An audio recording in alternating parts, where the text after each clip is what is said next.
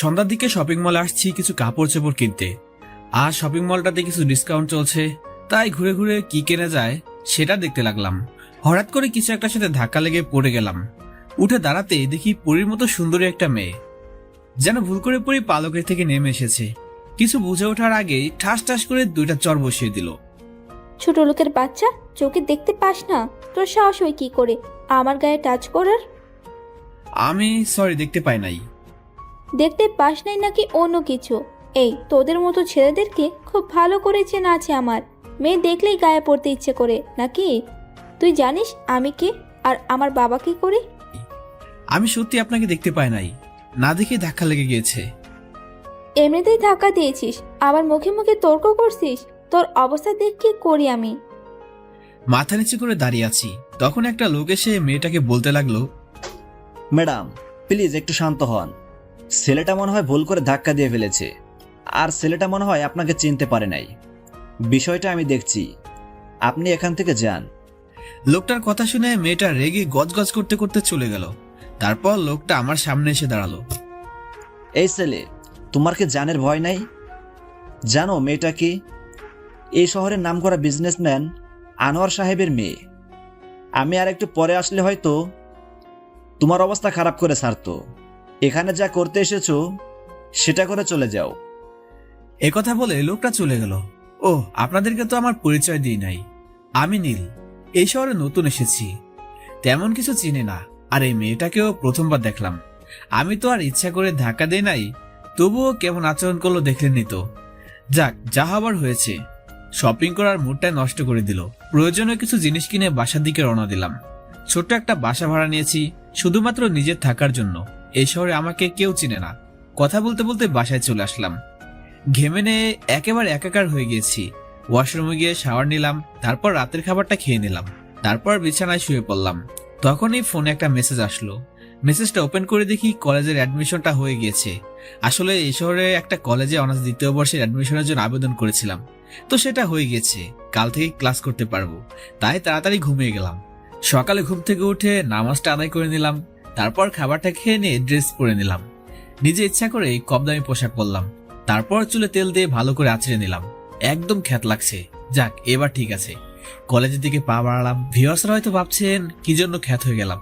নিজেকে এমনি এমনি কি কেউ খ্যাত সাজাতে চায়? গল্পের সাথে থাকুন, সবটাই বুঝতে পারবেন। বাসা থেকে কলেজ বেশি দূরে নয়, মাত্র 5 মিনিটের রাস্তা। তাই কলেজে পৌঁছে গেলাম। গেট দিয়ে ঢুকতেই সামনের দিকে চোখ পড়লো। আরে, এ তো দেখি কালকের সে মেয়েটা। ওনার বাবা নাকি এই শহরের নামকরা বিজনেসম্যান। যাই হোক, আমাকে নিয়ে আমি ভাবতে থাকি। মেয়েটাকে না দেখার ভান করে চলে যেতে থাকলাম। তখনই পিছন থেকে একটা মেয়ে ডাক দিল। এই খ্যাত, কই যাস? এদিকে শুনে যা। তাকিয়ে দেখি যে ভয়টা পাচ্ছিলাম সেটাই হয়েছে। ওই যে একটা কথা আছে না, যেখানে বাঘের ভয় সেখানে সন্ধ্যা হয়। কালকে সে মেয়েটা ডাকছে, তাই সামনে না গিয়ে সোজা মেয়েটার কাছে চলে গেলাম। জি, আপনি আমাকে ডাকছেন? তুই ছাড়া এই কলেজে তো একটাও ক্ষেতকে দেখতে পাচ্ছি না। তো কাকে ডাকছি বোঝার কথা। ও আচ্ছা, বলুন, কি বলবেন? তুই তো সেই ছেলেটা যে গতকাল আমাকে ধাক্কা দিয়েছিল। কলেজে তো আগে দেখি নাই, নতুন নাকি? মাথাটা নিচু করে, জি, আবার আজকের প্রথম কলেজ। তোর নাম কি রে? জি, আমার নাম নীল। আর আপনার নাম? আমার নাম তানহা। গতকাল যে অপরাধ করেছিলি, তোর অবস্থা তো খারাপ করেই দিতাম। তবে শপিং মলে ম্যানেজারের কথায় বেঁচে গেছিলি, যাক সে কথা। বাট তোর মতো ক্ষেতকে প্রিন্সিপাল অ্যাডমিশন দিল কেন সেটাই তো মাথায় আসছে না। আর কিসব কাপড় পরেছিস সেগুলা? কাপড় কেনার টাকা না থাকলে আমার কাছ থেকে ভিক্ষা করে নিয়ে যাস। এটা বলেই হাসতে শুরু করলো। এদিকে দেখি তানহা ও তানহার বান্ধবীদের সাথে এই ক্লাসের দিকে আসছে, তাই মাথাটা নিচু করে থাকলাম। কি রে লিজা, খ্যাতটা আমাদের ক্লাসে বসে কি করছে? হ্যাঁ, তাই তো রে। খ্যাতটা মনে হয় আমাদের সাথে একই ইয়ারে পড়ে। চল, খ্যাতটাকে মজা দেখাচ্ছি, এই বলে শয়তানি করে হাসাহাসি করছে তারা। সবাই মিলে নীলের কাছে যায়। কি রে ছোট লোক, পিছু নিতে নিতে এই ক্লাস পর্যন্ত চলে আসছিস? মাথাটা নিচু করে থাকলাম। অপমান আর কত করবে? বড়লোকের দুলালি, অহংকার অনেক। মেয়েগুলো আর কিছু বলতে যাবে, তখনই ক্লাসে স্যার চলে আসে। সব স্টুডেন্টরা নিজেদের জায়গায় বসে পড়ে, তারপর স্যার ক্লাস নেওয়া শুরু করে। তোমরা সবাই মনোযোগ দিয়ে শোনো। তোমাদের কলেজে নতুন একটা ছেলে এসেছে। আজ থেকে তোমাদের সাথেই লেখাপড়া করবে। নীল, তুমি এখানে এসো। স্যারের কথা মতো সামনে গিয়ে স্যারের পাশে দাঁড়ালাম। এই হলো তোমাদের নতুন বন্ধু, গতকালই অ্যাডমিশন নিয়েছে, এখানেও নতুন এসেছে, তোমরা ওকে দেখে রাখবে। স্যারের কথা শেষ না হতে তানহা দাঁড়িয়ে গেল। স্যার, আপনাদের কি রুচিবোধ বলতে কিছুই নাই নাকি সব হারিয়ে গেছে? কই থেকে একটা ক্ষেত ছোট লোককে কলেজে অ্যাডমিশন দিয়েছেন? কলেজের ইজ্জতটাই তো এর জন্য নষ্ট হয়ে যাবে। তানহার কথা শুনে মাথা নিচু করে দাঁড়িয়ে থাকলাম। এরা শুধু ভালো জামা কাপড়ই দেখে, ভিতর দেখে না। Tanha, just set up. তুমি তোমার সীমা অতিক্রম করে ফেলেছো। ভুলে যেও না, তুমি এখানে শিক্ষা নিতে আসছো, এটা কোনো সিনেমা হল না। Sit down right now. Tanha স্যারের কথায় বসে পড়ে। নীল, তুমি কিছু মনে করো না, নিজের জায়গায় গিয়ে বসে পড়ো। স্যারের কথা মতো নিজের সিটে এসে বসলাম। স্যার ক্লাস নিতে শুরু করলেন। ক্লাস করা শেষে বের হয়ে গেলাম। আজকে নতুন, তাই কোনো বন্ধু নাই। ক্যাম্পাসের দিকে হাঁটতে লাগলাম। ঠিক তখনই পকেটে থাকা ফোনটা বেজে উঠলো। Hello sir. নীল, তোমাকে যে মিশনে পাঠানো হয়েছে সেটা ভালো করে কমপ্লিট করা চাই। কোনো রকম কেউ যেন সন্দেহ না করে। এটা খুবই গোপনীয়ভাবে করতে হবে। হাত ফসকে বেরিয়ে গেলে দেশের জন্য বিপদ হয়ে আসতে পারে। অপরাধীদেরকে আমাদের চাই। স্যার আপনি কোনো চিন্তা করবেন না, এখানে আমি ছাত্র সেজে এসেছি, তাই সন্দেহ করার কিছু নাই। এই মিশনটা কমপ্লিট করে এখান থেকে বের হব। স্যার শুধু কিছুদিন সময় লাগবে। ওকে, তোমাকে সময় দেওয়া হলো, তবে বেশি দেরি যেন না হয়। মনে মনে অপরাধীদের তো জেলের ভাত খাইয়ে ছাড়বো, সে যেভাবেই হোক। তার আগে আমাকে এই কলেজের সম্পর্কে ভালো করে কিছু জেনে নিতে হবে।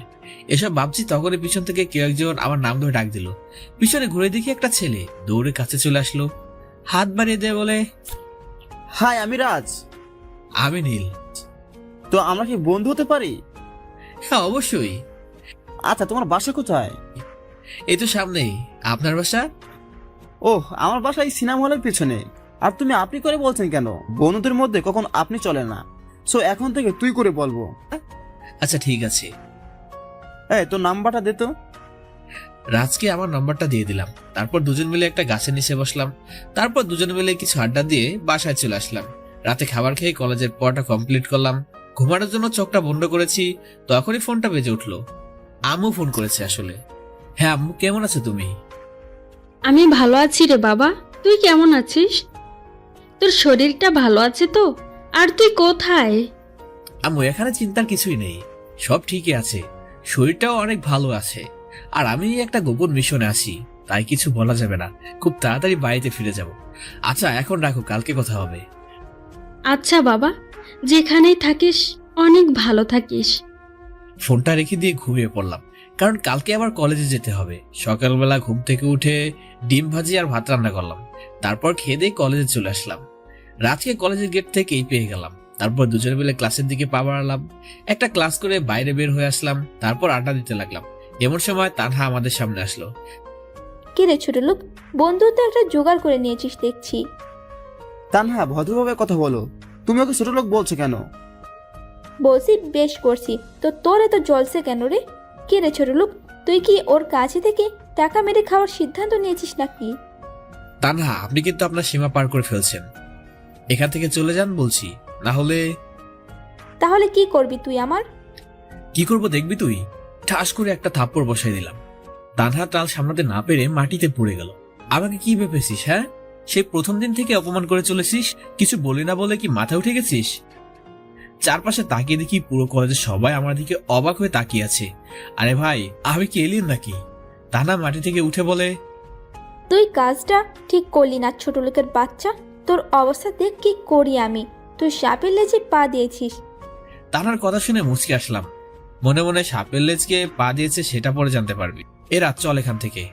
এই বলে রাজকে নিয়ে ক্লাসে চলে আসলাম। নীল, তুই কিন্তু একটা ভুল করে ফেললি। তানহার বাবা এই শহরে এমপি, তার কথা পুরো কলেজ চলে। যেখানে তানার সাথে কেউ কথা বলতে সাহস পায় না, আর তুই তার মেয়ের গায়ে হাত দিয়েছিস, তুই এবার গেলি। আরে অত ভয় পাস না তো, মন দিয়ে ক্লাস কর, কিছুই হবে না। তারপর মন দিয়ে স্যারের লেকচার শুনতে লাগলাম। একটু পরে কলেজ গেটে দিয়ে 3 থেকে 4টা গাড়ি প্রবেশ করলো। গাড়ি থেকে কয়েকজন পুলিশ বের হয়ে আসে। তাদের একজন বলে ওঠে, এই তোদের কলেজে নীল কে রে? একটা ছেলে নীলের ক্লাসটা দেখিয়ে দেয়। তখনই পুলিশ ক্লাসের ভিতরে চলে আসে। এখানে নীল কে?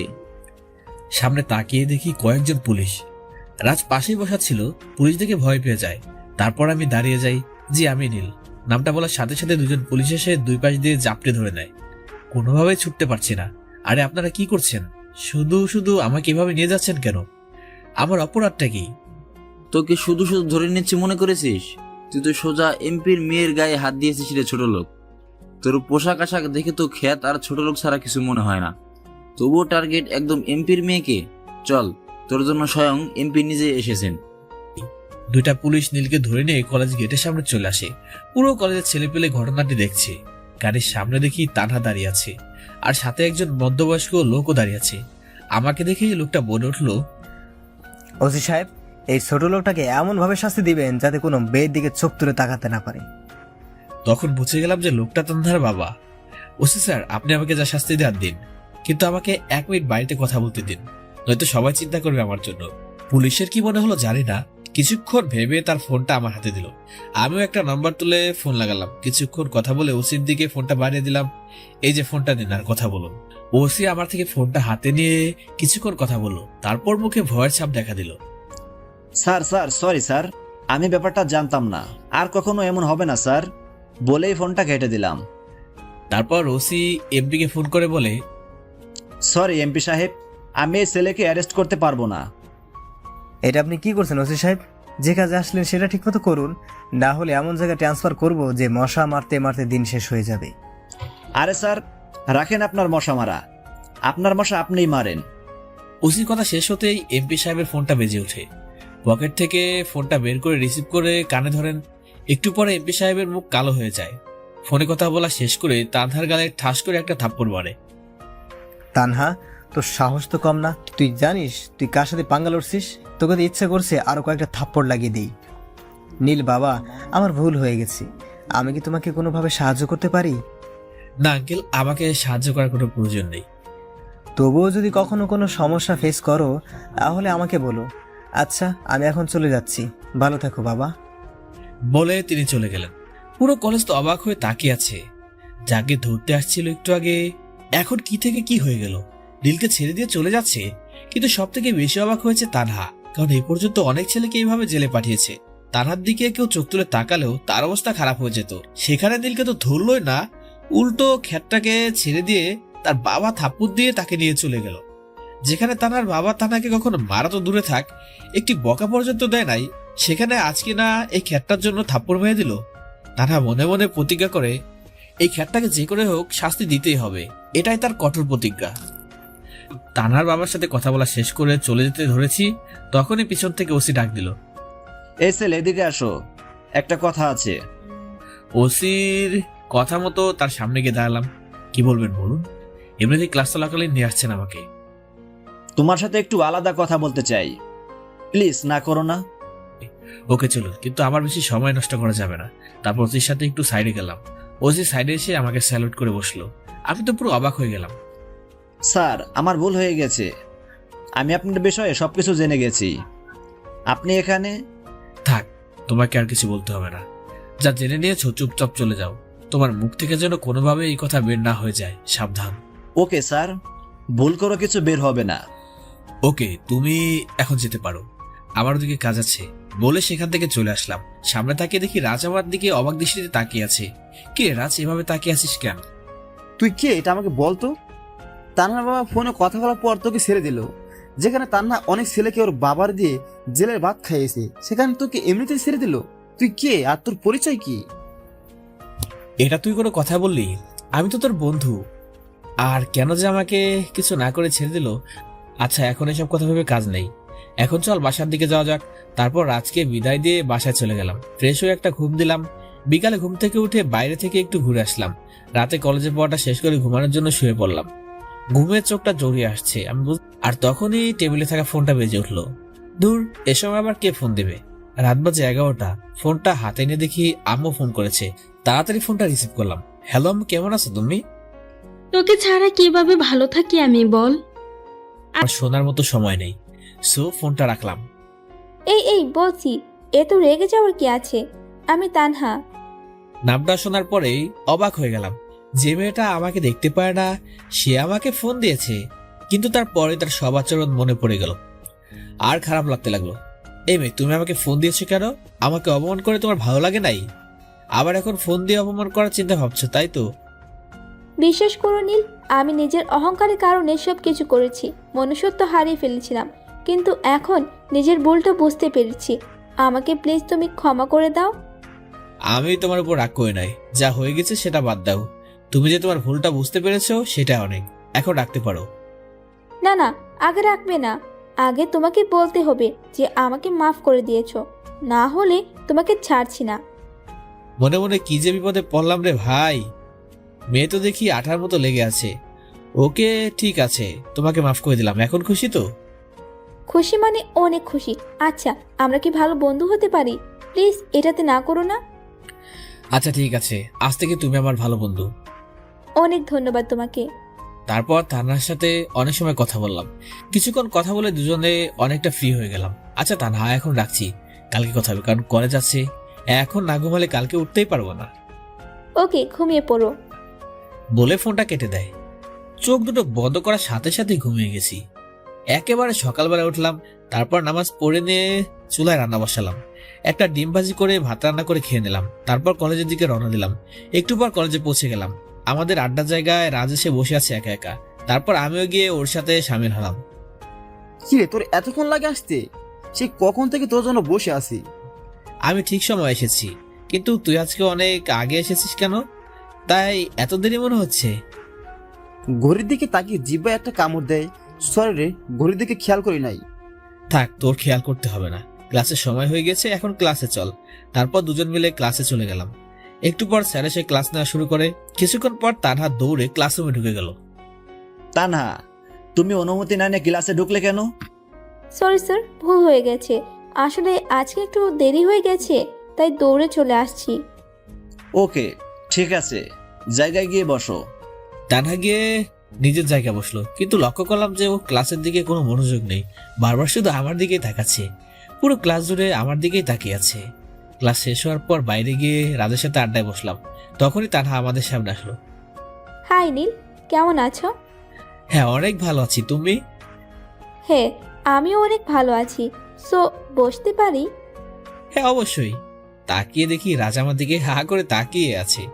ও রাজ, তোকে তো বলা হয়নি, তানহা ওর ভুলটা বুঝতে পেরেছে, তাই ওকে বন্ধু করে নিয়েছি। এতে কি তোর কোনো আপত্তি আছে? আমার আর কিসের আপত্তি থাকবে? তোদের দুজনের মধ্যে ঝগড়া চলছিল, কিন্তু তুই যেহেতু নিজেই মিটে নিয়েছিস সবকিছু, সেটাতে আমার আপত্তি থাকার কথা নয়। ওকে ঠিক আছে, অনেক সময় আড্ডা দিলাম টিচার মিলে। তারপর সবাই নিজেদের বাসায় চলে গেলাম। দুপুরে ঘুম দিলাম একটা। হঠাৎ করে ফোনের আওয়াজে ঘুমটা ভেঙে গেল। ফোনটা রিসিভ করলাম। হ্যালো, কে বলছেন? আমি রিশা। তোমার নিশ্চয় আমার কথা মনে আছে। এটা আবার না মনে থাকার কি আছে? তুমি আমার সেই ছোট্টবেলার বান্ধবী, তোমাকে তো মনে থাকবেই, তাই না? হ্যাঁ, সেটা তো অবশ্যই। সো এখন কি কোনো জব করছো তুমি? হ্যাঁ, আমি একজন সিআইডি অফিসার। আর আমি এটাও জানি যে তুমি কি জন্য এখানে এসেছো আর কি জন্য এই কলেজটাতে ভর্তি হয়েছো। তুমি যাদের সম্পর্কে পুরোপুরি জানতে চাইছো সেটা আমার কাছে আছে। তুমি চাইলে আমার সাথে দেখা করতে পারো, তারপরে সব বিষয়ে আলোচনা হবে। ওকে, তোমার সাথে আজকে বিকেলে দেখা করব। তাহলে তুমি কোথায় দেখা করতে পারবে? আমরা দুজন জ্যাকসন কফি শপে দেখা করতে পারি, ঠিক বিকেল 4টায়। ওকে ডান, আমি পৌঁছে যাব। তারপর ফোনটা রেখে দিয়ে ফ্রেশ হয়ে নিলাম।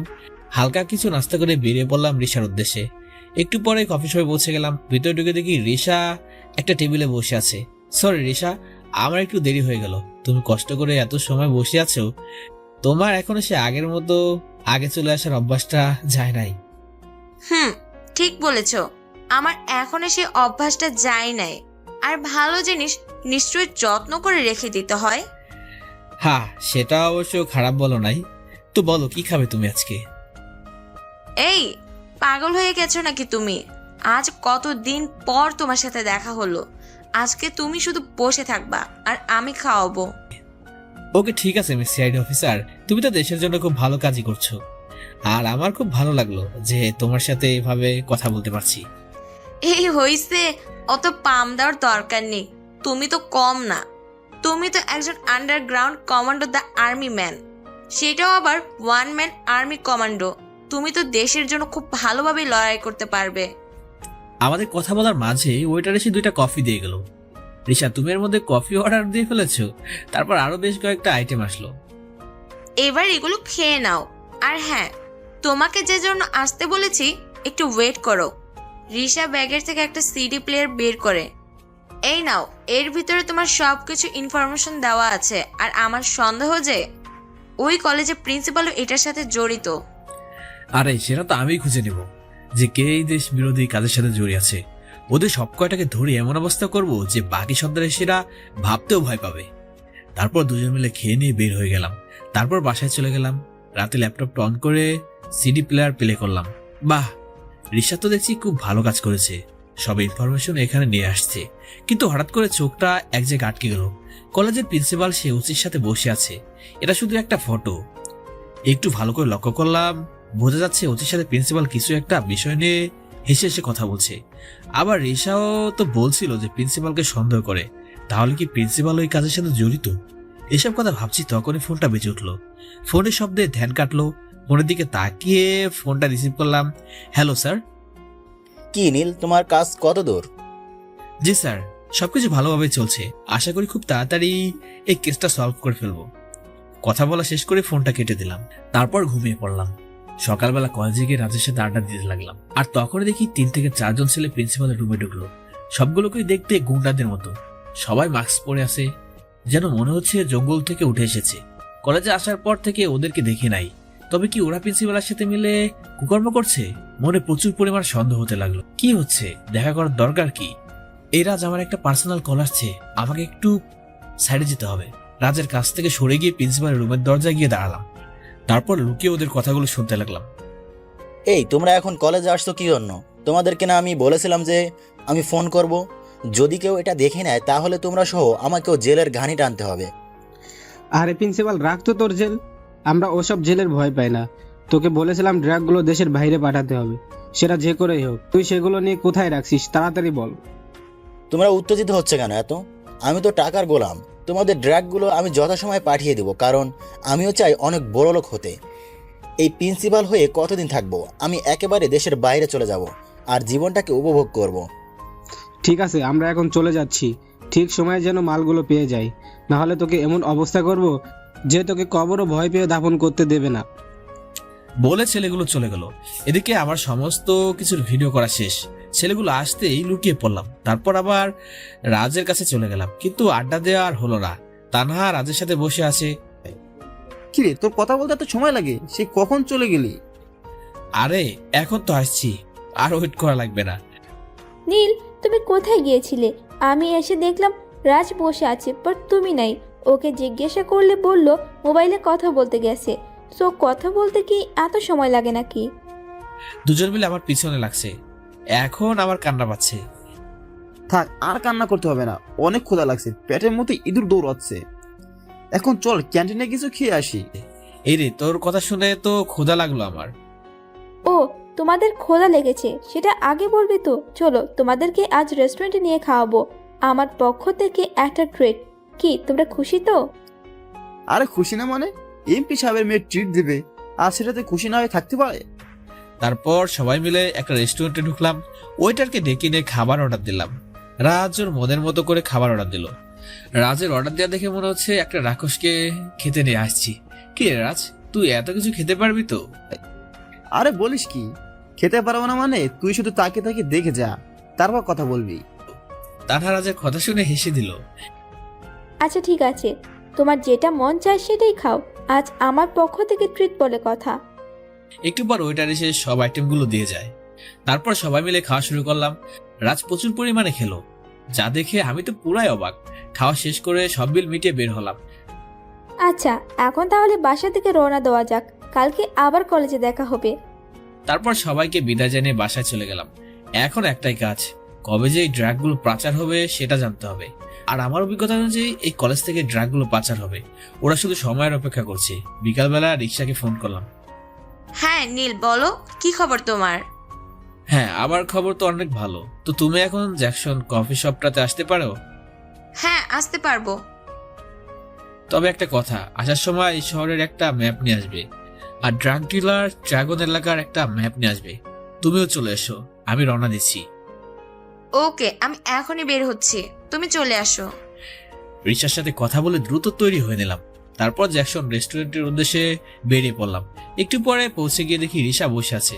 সরি রিশা, একটু দেরি হয়ে গেল নাকি? না না, দেরি হয়নি, আমার একটু আগে আসার অভ্যাস। তোর জিনিসগুলো এনেছো নাকি? হ্যাঁ, সবকিছু এনেছি। তারপর ম্যাপ বের করে দিল, নাও এইটা হলো আমাদের বন্ধুত্বের উপহার। তুমি চাইলে কিন্তু আমাদের পুরো সিআইডি টিম তোমাকে সাহায্য করতে পারি। আরে না, কে ঘিরে দিল। রিশাকে সাইডে সরিয়ে দিয়ে সব কয়টাকে মারতে থাকলাম। একটু পর দেখি মাটিতে সব কয়টা গড়াগড়ি খাচ্ছে। তারপর রিশার দিকে তাকাতে একটা গুলি এসে সোজা আমার পেটের বাম পাশে লাগলো। সাথে সাথে চোখ দুইটা অন্ধকার হয়ে গেল।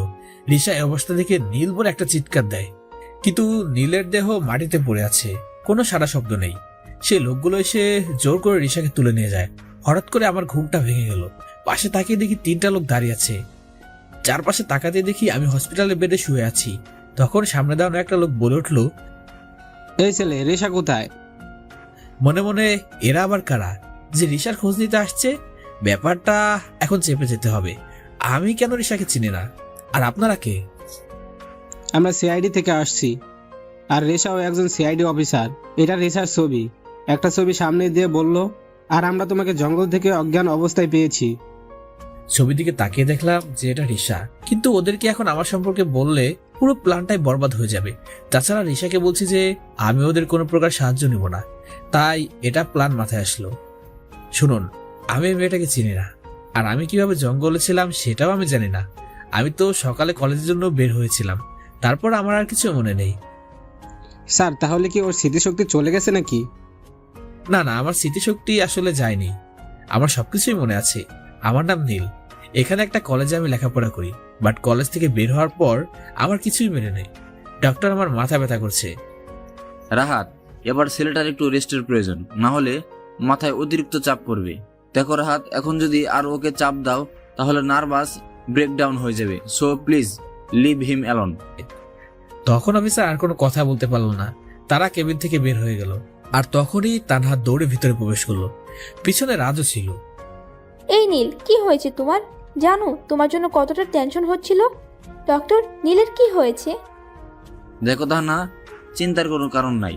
ওনার একটা গুলি লেগেছিল পেটের ডান পাশে, সেনসিটিভ সুয়ে বেরিয়ে গেছে, এখন সম্পূর্ণ বিপদমুক্ত। আপনি আমাকে কেমন করে চিনেন? আরে তুমি আমাদের আনোয়ার সাহেবের মেয়ে, আর তোমাকে চিনবো না এটা কেমন করে হয়? এই নীল, কেমন করে হলো এসব? জানো তোমার জন্য আমার কতটা টেনশন হচ্ছিল, কতবার যে তোমাকে ফোন করেছি, বাট তোমার কোনো খোঁজ খবর পাই নাই। তারপর অনেক কষ্টে তোমাকে খোঁজে চলে আসলাম। এই তানহা, আমার কিছু হয়নি, আমি এখন একদম ঠিক আছি। আর তুমি এত উতলা হও না, শরীর খারাপ করবে। আমার শরীর নিয়ে তোমাকে এত চিন্তা করতে হবে না, নিজের পেটে গুলি লেগেছে, সেটা নিয়ে কোনো চিন্তা নেই। তানহা কথা বলেই কেঁদে দিল। আরে পাগলি, তুমি কাঁদছো কেন? কাদার মতো কিছু হয়েছে নাকি? আর ডক্টর তো বলে দিয়েছে যে আমি সম্পূর্ণ বিপদমুক্ত আছি। তুমি আর কি বুঝবে, আমার কোনো প্রিয় মানুষের কিছু হলে খুব কষ্ট হয় আমার, আর তুমি তো এখন আমার খুব ভালো একটা বন্ধু। আচ্ছা ডক্টর, আপনারা ওর সমস্ত রকম ট্রিটমেন্ট করুন, কোনো কমতি যেন না থাকে। যত টাকা লাগে আমি দিব। নার্স, রোগীকে একটা ঘুমের ওষুধ দিন, এখন ওনার ঘুমের প্রয়োজন। নার্স এসে নীলকে একটা ঘুমের ওষুধ দেয়। ওষুধ খেয়ে নীল ঘুমিয়ে পড়ে। একটানা দুপুর পর্যন্ত ঘুমিয়ে থাকে নীল। এরপর দুপুরে ঘুম ভেঙে যায়। আস্তে করে চোখ খুলে তাকিয়ে দেখি আমার পাশে তানহা বসে আছে, আমার হাতের উপর মাথা রেখে ঘুমিয়ে পড়েছে। কিন্তু ওর মাথার কিছু চুল ওর মুখের উপর এসে পড়েছে। সব মিলিয়ে ওকে খুব মায়াবী লাগছে। ইচ্ছে করছে ওর কপালে ভালোবাসা একটা পরশ এঁকে দেই, কিন্তু সেদিক দিয়ে আমি বাধাগ্রস্ত, কারণ দুজনের মধ্যে ভালো বন্ধুত্বের বেশি আর কিছু নেই। এসব ভাবতে গিয়ে হাতটা হালকা টান লাগলো, আর তখনই তানহার ঘুমটা ভেঙে গেল। ওহ নীল, তুমি উঠে পড়ছো? এখানে বসে থাকতে থাকতে কখন যে চোখটা লেগে গিয়েছিল বুঝতে পারি নাই।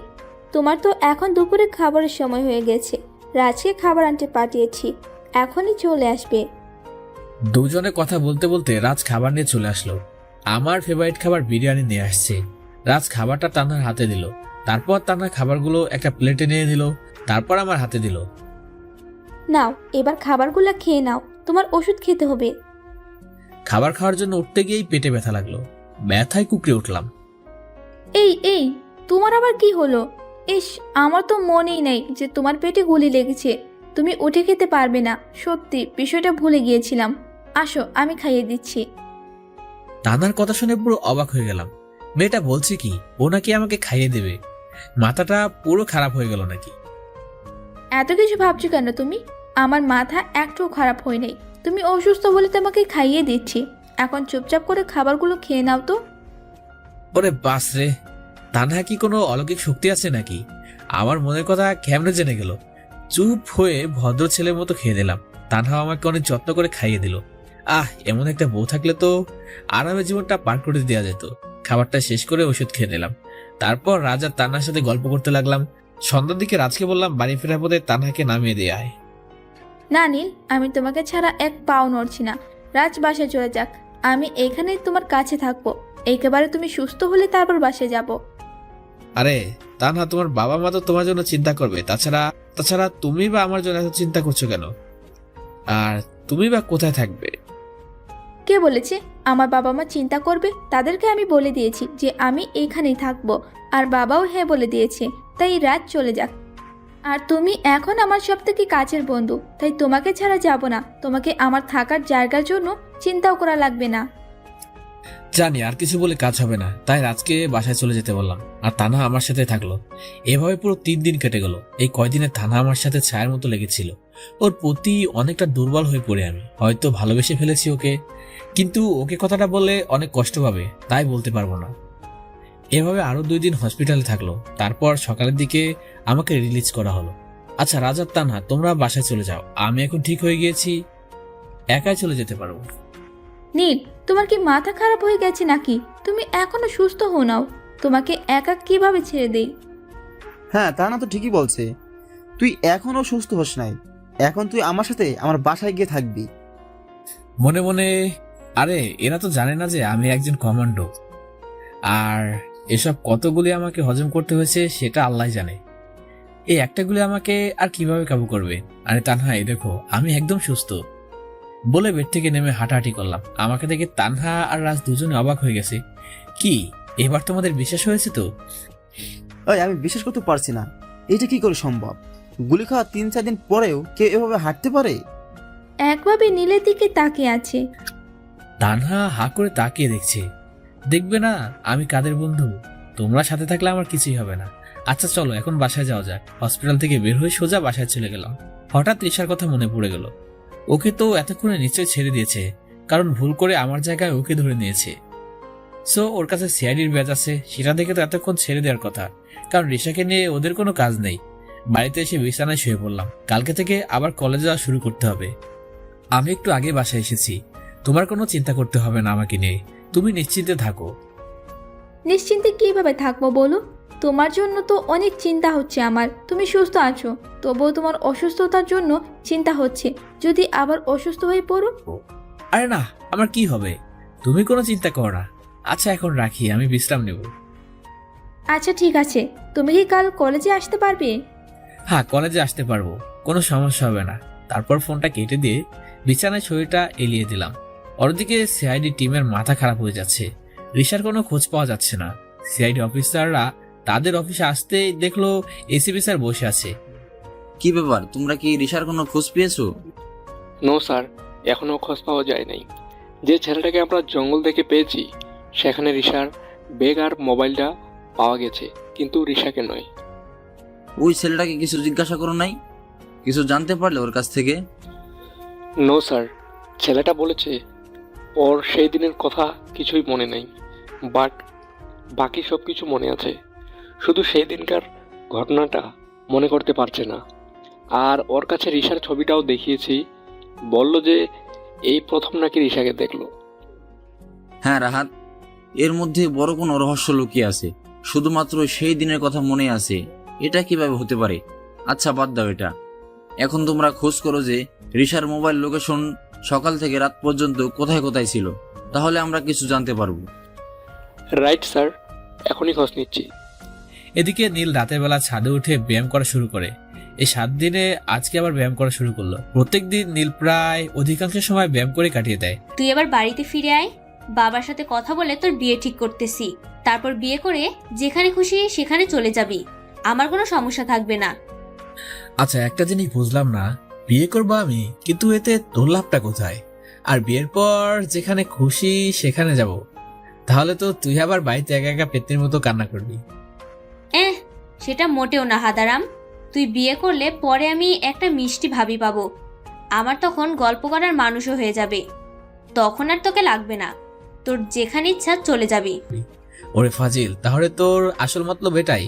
আমার ঘাড়ে বিয়ে নামক একটা বোঝা চাপিয়ে দিয়ে তুই মজা করবি? তোর মতলব তাহলে এটা ছিল? দাঁড়া, শুধু একবার বাসায় আসতে দে, তোর বিয়ের ব্যবস্থা করতেছি আগে।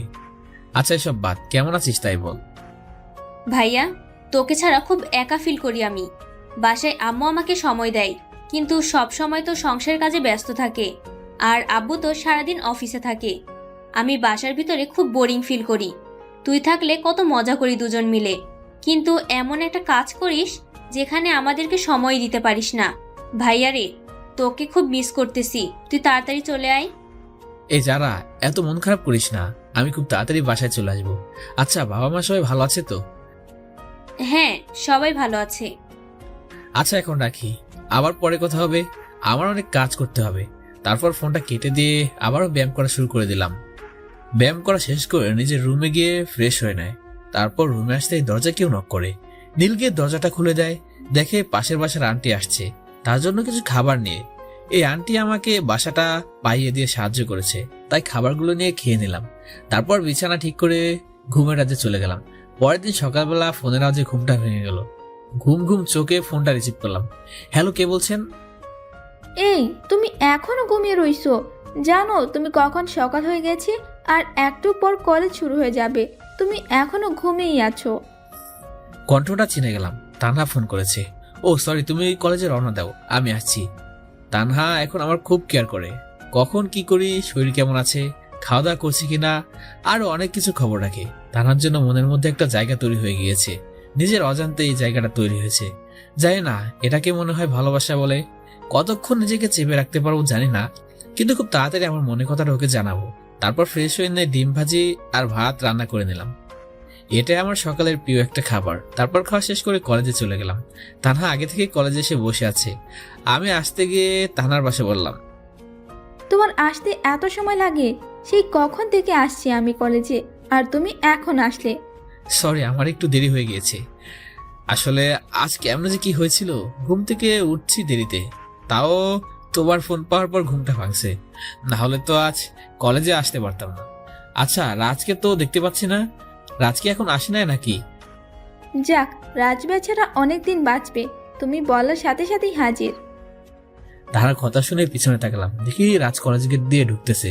একটু পর রাজ আমাদের সাথে এসে আড্ডায় বসলো। এই যে নবাব, আপনি তো এসে বসে পড়লেন, এদিকে ক্লাসের সময় হয়ে গিয়েছে, সেটা কি মাথায় আছে? নীলের কথা শুনে ঘড়ি দিকে তাকাই। ওহ সরি রে দোস্ত, আমি ঘড়ি দিকে খেয়ালই করি নাই।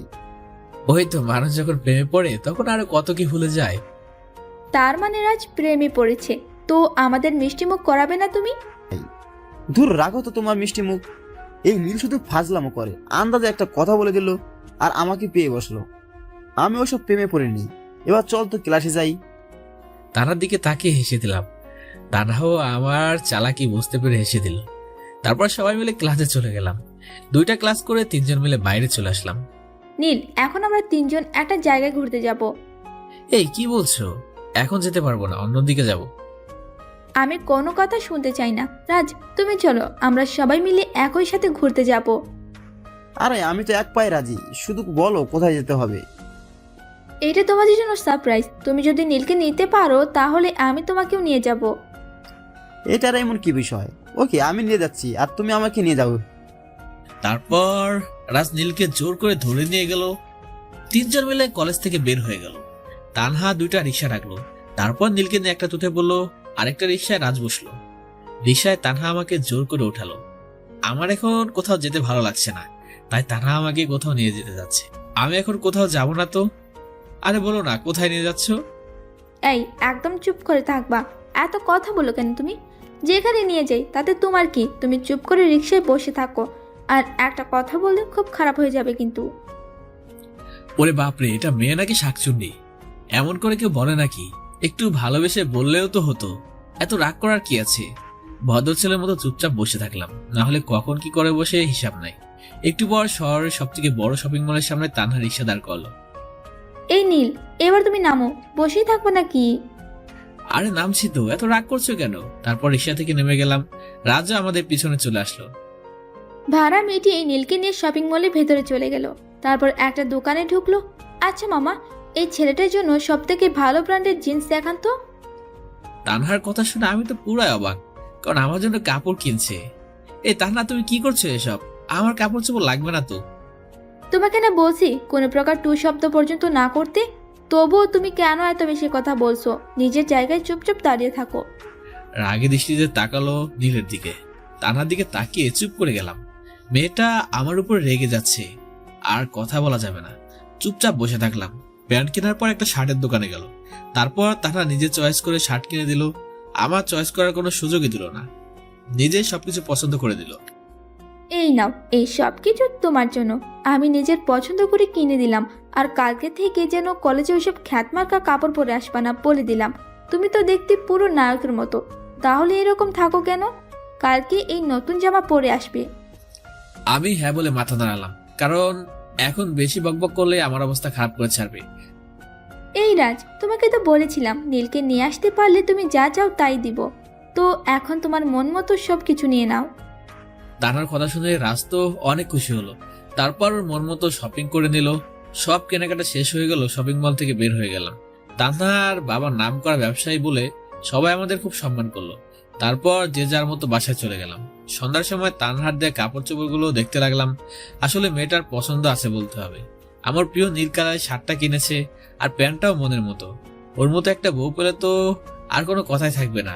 কিন্তু তানহা আমার অনেক ভালো বন্ধু হয়ে গেছে। এখন ওকে আমার ভালোবাসার কথাটা বললে যদি বন্ধুত্বটা নষ্ট হয়ে যায়, এসব ভাবছি হঠাৎ করে চিৎকারের আওয়াজ শুনতে পেলাম।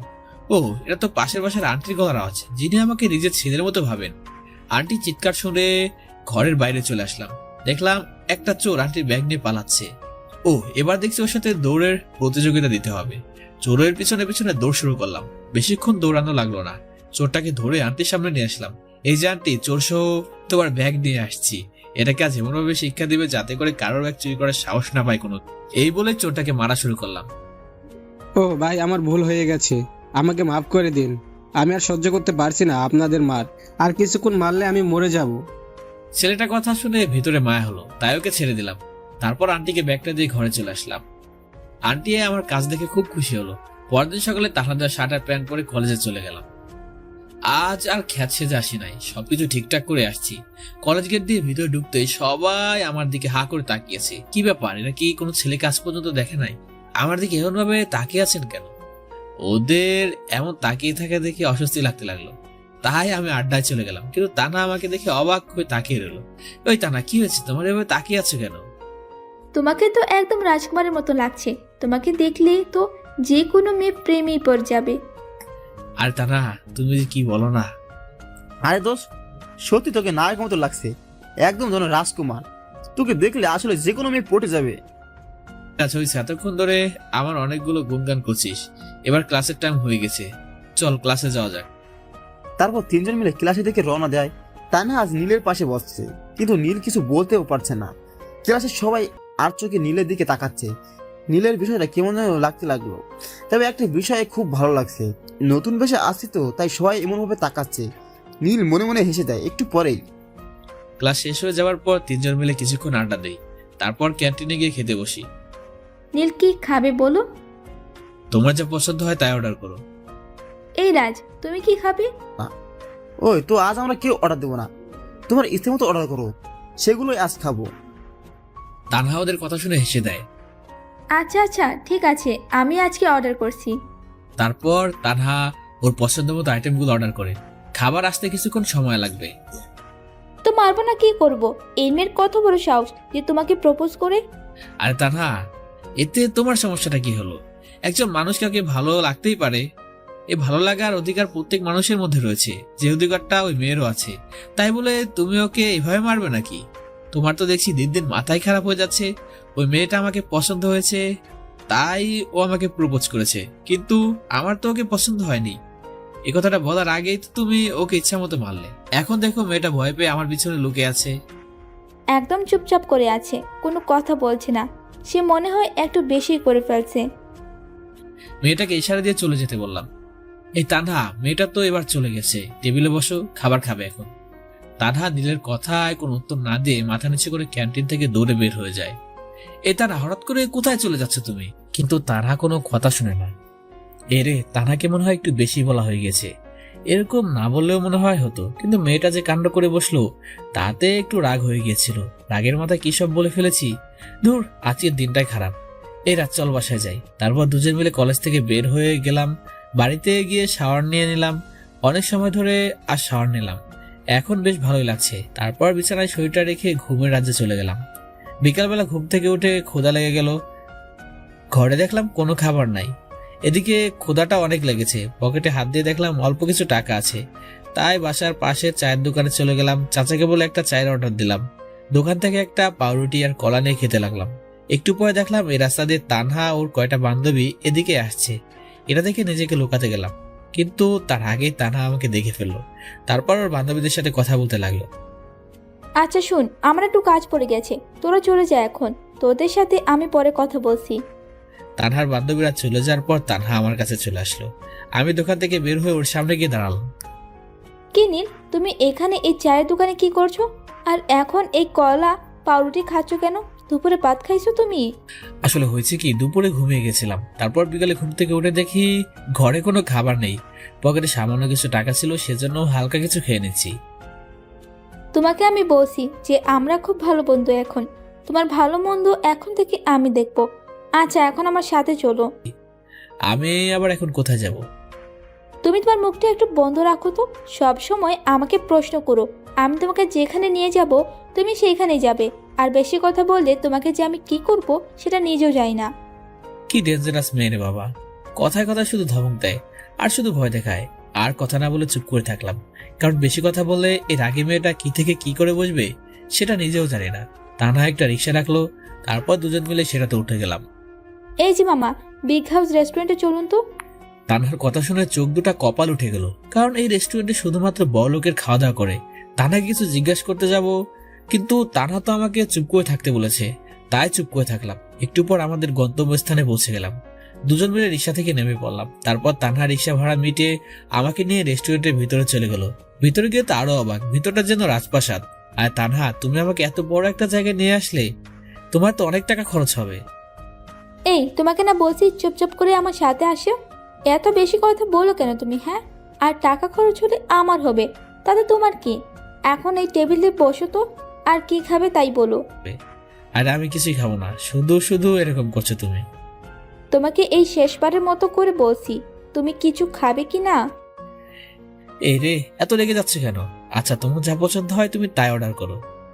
তারপর তানহা ওর নিজের মতো করে অর্ডার করলো। একটু পরে খাবারগুলো চলে আসলো। এমনিতে অনেক ক্ষুধা লাগছিল, তারপর এত ভালো খাবার দেখে পেটের ক্ষুধাটা আরো বেড়ে গেল। খাবারগুলো খুব মজা করে খেতে লাগলাম। হঠাৎ করে তানহার দিকে চোখ পড়লো। আমার দিকে সে এক দৃষ্টিতে তাকিয়ে আছে। এই তানহা, তোমার আবার কি হলো? এইভাবে আমার দিকে তাকিয়ে আছো কেন? আরে না, কিছু না, এমনিতেই তাকিয়েছিলাম। আচ্ছা তুমি আগে খাওয়া শেষ করো, তারপর আমার সাথে কথা বলো। সব খাবার শেষ করে ফেললাম। তানহা রেস্টুরেন্টে বিল মিটিয়ে দিল। তারপর আমাকে নিয়ে বের হয়ে হাঁটতে লাগলো। কিন্তু অবাক হলাম, এটা তো আমাদের বাড়ি ফেরার রাস্তা নয়। তাহলে কোথায় নিয়ে যাচ্ছে? এই তানহা, এটা তো আমাদের বাড়ি ফেরার রাস্তা নয়, তাহলে আমাকে কোথায় নিয়ে যাচ্ছ? হ্যাঁ ঠিক বলছো, এটা আমাদের বাড়িতে ফেরার রাস্তা নয়। এই রাস্তাটা একটা পার্কে চলে গেছে, আর ওইখানে একটা লেক আছে। ছোটবেলা থেকে খুশির সময়গুলো ওইখানেই কাটিয়েছি, তাই আজকে তোমাকে সেখানে নিয়ে যাচ্ছি।